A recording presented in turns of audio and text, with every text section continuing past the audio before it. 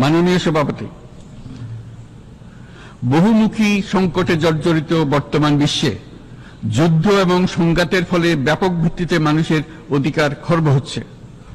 বিশ্ববাসীর উদ্বেগ এবং নিন্দা সত্ত্বেও গাজায় গণহত্যা থামছে না।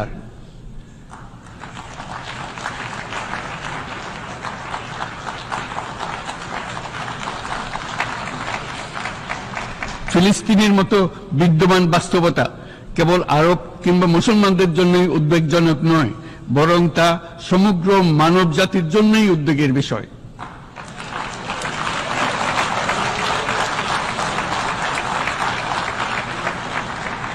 একজন মানুষ হিসেবে প্রত্যেক ফিলিস্তিনির জীবন অমূল্য।